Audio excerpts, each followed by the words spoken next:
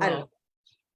we It's are now being live streamed and hopefully only to our group, but perhaps to the rest of the world as well. maybe we're in Bali right now. We don't know. Let's What's up, guys? Hey.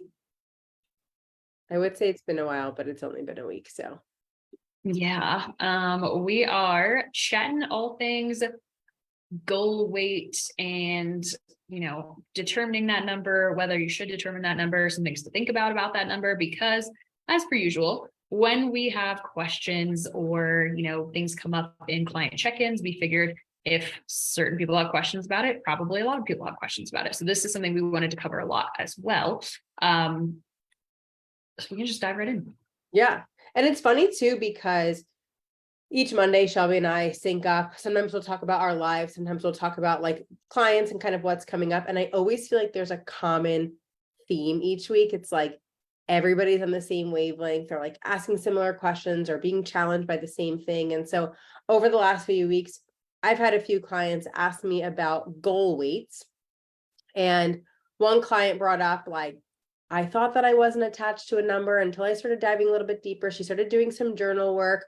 And like, again, if you work with us, you know that we are not just like numbers and macros. Like we have our clients do a lot of journaling and self-worth and personal growth and things like that. And so this came up for her where she was like, I am so attached to this number. And I'm realizing that subconsciously, like, I think I need to be at this number to be successful in this. So that started generating some conversations about how many of you might feel like you are actually sabotaging your goals by having this, I don't want to say unrealistic goal, but the only goal that you have is the number on the scale and you're not really looking at the big picture. So that's what we wanted to talk about a little bit today. Yeah. And I think it's important to note too, like there are definitely some people who like weight loss is a healthy goal for them, right? Like getting to a lower body weight, a better body composition is a good goal to have because it is good for their health. So we're not saying completely eliminate that number, right? If we're in a fat loss phase, we're in a dieting phase. Ultimately, yes, the goal is to see the scale go down, but to what number, I think is something that we really need to like maybe reassess and reprioritize because, I think we also have to ask ourselves, like, where did this number come from? Because something that I think I recognize now within myself is like looking back, and I'm sure you have a similar experience, is like, I thought for a very long time, if I went over a certain number on the scale, this is like very personal for me to talk about because this like ran my life for such a long time and ultimately was the reason that I ended up not being able to make as much progress as I wanted and ending up with a lot of like hormone and nervous system dysregulation issues. But I was so attached to like, I couldn't go over this number. This number was, anything over this was bad, anything under this was good. And that was it. And that's all I could see. It's so crazy now to think about how probably unhealthy I would look and feel to myself now at that number. But when I was determining these things, it was like late teens, early 20s. I was really attached to it because those were, I hadn't seen numbers above that before because I had been doing the same things, which were chasing that number on the scale. Anytime it went up, doing more cardio, trying to eat less, restricting, binging, kind of just falling into this cycle because I was so afraid of that number. And now looking back at it, I look significantly better at a much higher number than I ever thought that I would. Even just in the last 5 years of taking my fitness journey very seriously, the number I started my competition prep at is basically the number that I'm like maintaining at now. And if you put those pictures side by side, it looks like a different person. I look like I've lost 20 pounds in the picture now, but it is truly just body recomposition. And I think that that is something that people maybe can't conceptualize when they start on a weight loss or fitness or body recomposition journey, is that your resting, comfortable body weight will probably change and will probably increase over time if your ultimate goal is recomposition, toning. If you're coming in here saying, I want to build a butt, and you're, you want the roundness in your glutes, you want the definition in your shoulders, you have to break up with that number on the scale being your number one determination of progress. And that's something that we see a lot, is like, we might be in a phase with clients where we are building muscle, or we are in a health phase where we're trying to work on gut health or hormone health. the goal in that phase isn't necessarily scale weight going down, right? It may even be going up if we're trying to build mass. So I think what we see a lot with clients is sort of having to have that conversation of like, let's reprogram our mindset around what this number should be, because it may not be actually what you think it is, right? It may not look the way you think it's going to look.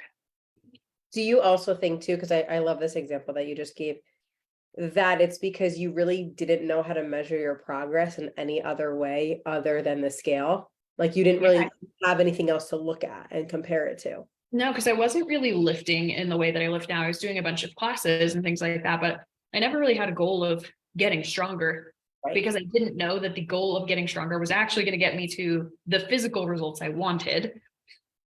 This is an aside, and this is a little tangent that I'll try not to like go down too much. But I remember a boyfriend at the time in my early 20s being like, you should just lift with me. Like, and I was like, if I lifted weights and didn't do cardio every day, I would be so fat and so bulky. I can't believe you would even suggest such a thing. Years later, I'm like, the only thing he was right about, by the way. Like now I want to get like not bulky, but it's just like let me go with that. And that's the thing too, is like it might, so if you're watching this, you might be someone who's like, yeah, no, I'm not really like fixated on the number on the scale. But if you're still thinking about how much smaller you can get, it's kind of the same concept, right? If you're like, oh, I want to get into my size 2 pants that I wore in college, and you're 35 and maybe had kids or didn't have kids, or again, maybe did some kind of muscle building phase, or you started working out, or again, like that's 15 years ago for some people. It's, you're still comparing yourself to like a lesser than version of yourself, right? So it might not be like, no, it's not the scale, but, and we had titled this, what should your goal weight be? And really at the end of the day, like there is no magic number, because one, your weight is going to fluctuate, right? Like it's going to fluctuate regardless. There's not like one set number. Some days, well, now I'm 4.5 months pregnant, so my weight is a little bit different than it normally would be, but like I'm still fluctuating between like 140 and 142, and like I'm only weighing myself to see if I'm gaining weight, because I should be, but it's not like I have to be 140 every single day. If not, like I don't know why I gained 2 pounds, right? So your weight's going to fluctuate for sure, but there's not one set number. So another thing that a client had asked me was, and I really loved this question because I felt like she was almost like being hard on herself in a way. She was like, is it unreasonable for me to have a goal weight? And I thought the word unreasonable was just like really harsh. You know, it's like, it's not unreasonable. I think it's like common that somebody would chase a number because they don't have another way, or you're not educated enough right now in this department to have another way to monitor your progress. And so she's particularly in a calorie deficit, right? So the only thing she's really looking at right now is, yes, if the scale is going down, but like not necessarily to chase it to a specific number. So I had given her an example of like, hey, I don't think it's unreasonable for you to think that, but I don't think it's the most effective and efficient goal to have, whether you're maintaining, building muscle, or in a deficit, to chase a number on the scale, because it's always going to change, and how you look and feel at different weights should really determine what your goal should be. So I gave her the example of, I like had this, and like when I think about it, I'm like, where did I get this number from? I have no idea. Probably because it's when I was like my thinnest. I was 125 in 9th grade, mind you. Okay. What? So I wanted to hit 125. And so I dieted really, really hard. This is probably, I'm married for 3 years. This was 4 years ago. So 4 years ago, I dieted really, really hard. I got down to 125. And when I look at pictures of me then, I still was picking myself apart, even though I was at my like goal weight. Because I didn't really have much muscle on me. So I still had like a belly and love handles, and like my shoulders kind of were like lame and saggy. And I was like, oh, and the only thing I thought to do was like, I guess I just have to lose more weight to look a certain way. Well, then I hired Shelby as coach, and she was like, no, we need to like fill you back up, right? So I put muscle on, and you guys, after I did a whole reverse diet and like, which I didn't even know I was doing a bulking phase at this point. She was just guiding me through it. I was just trusting her. I think I came in at like 138 to 140, and I like put on some body fat, put on quite a bit of muscle, then did a diet after that and got down to 135. And I absolutely loved and still love the way my body is at around that weight. But the number on the scale means jack shit to me because it's how I feel when I'm eating around that amount and training, that way. And that's 10 pounds heavier than my goal weight was. And I looked better at 135. So like, but I didn't care what the number was going to get to. It was like, once I was done with the deficit and did the reverse diet back up, I was like, this is my lifestyle, like feel for me. I can maintain this. And if I wanted to get back down to 125, I'd have to be pretty miserable and pretty restrictive to do it. And it wasn't just worth it for me at that point. And I think that, yeah, I was gonna say that's an important thing to remember too, is one, we already talked about how your body composition over time is going to weigh different amounts, right? And it may look completely different 5 years later at the same weight, or you may never see that weight again. Because the other thing you have to ask yourself when you're talking about goal weight is, how am I determining this goal weight and at what cost am I willing to go to get there? Because you probably could see 125 again if you really wanted to, but again, at what cost? Like, how much would you have to sacrifice, and how uncomfortable would you have to be, and how unsustainable would it have to feel, and how miserable would you have to be? And is that realistic for your life just to hit a certain number? Usually the answer is no. And that's not to say, again, that's impossible for you to achieve. But I think the better question is like, at what body weight do I look, feel, and perform my best, and my clothes fit good and I feel comfortable and it feels maintainable for my life? Because like, that's probably the number that we should be hanging out at, not necessarily this like arbitrary number that maybe we saw in high school or college or 20 years ago, pre-babies and stuff. Like, it's not saying that number is impossible, but it's saying like your dream body might actually weigh more than you think that it does. And in your case, like, it felt better, it looked better, it did way more. Because again, if you go through several cycles of building muscle, leaning out, building muscle, leaning out, building muscle, leaning out, like, you should be gaining weight, otherwise you're not building muscle, right? And I think that's something to remember too, is like, hey, if you are getting that toned physique, your scale weight is going to go up. Because even if you gained no body fat ever in the process of a bulk, let's say, this is a very hypothetical, and you gain 5 pounds of muscle, your scale weight is now 5 pounds heavier just resting, assuming that you gained nothing else, right? If you have a really amazing bulk, you build 5 pounds of muscle, you lose all the body fat, you still have 5 more pounds of muscle. So your resting body weight is 5 pounds heavier than it was.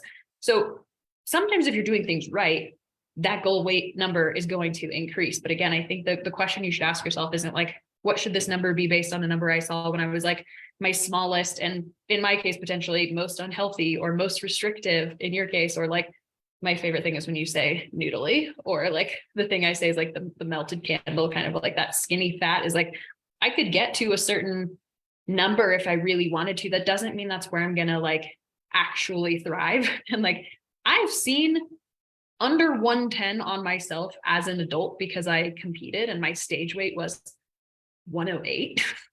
And you look good on stage when you are all tanned and pumped up and you're standing next to a bunch of other freakishly small, muscly people. I looked horrible in my clothes. I felt horrible most of the time. Like, it was uncomfortable to sit in my chair at my desk at that point because I was so bony. I would end up with bruises on my hip bones because I would sit sideways and try to get comfortable. Like, just because that's the lowest weight I've ever seen does not mean that is where I should be ever again. And even if I prepped now and did a bodybuilding show, I guarantee my stage weight would be higher because I did things right and I built muscle. So I think, again, asking yourself, like, where am I even coming up with this number from? Because if it's a number you've never seen before, how do you know that that's where you're going to feel and function your best? 2, if it's a number that maybe you only saw when your life was completely different, you were, again, high school or college, before you ever picked up a weight, before you ever worked on your, metabolism or your muscle mass or your relationship with food or anything else in your life, in my case, like, where are we getting this number from? And is that actually not only a realistic number for you, but like, is that a healthy number for you? Right.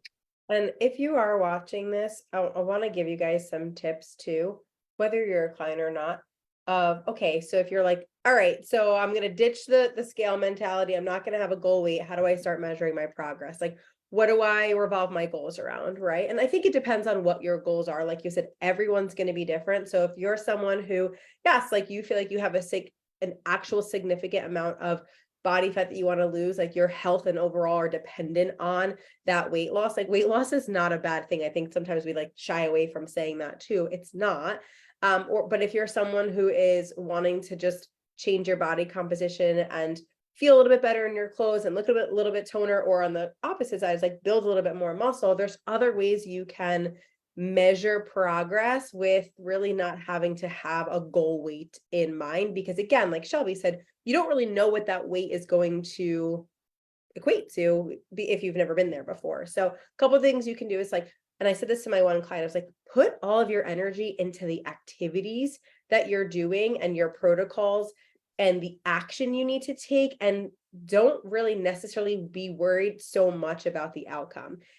If you're someone who has this goal in mind, it's like, okay, instead of thinking about how am I going to get there, ask yourself, what am I doing on a daily basis to get to the next goal in mind, whether it's build, lose, maintain, have a better relationship with food, whatever it is like, what am I doing every day? Am I doing some form of exercise every day? That could be walking every day and then training 3 times a week, right? You don't need to be at the gym 7 days a week, 3 hours a day.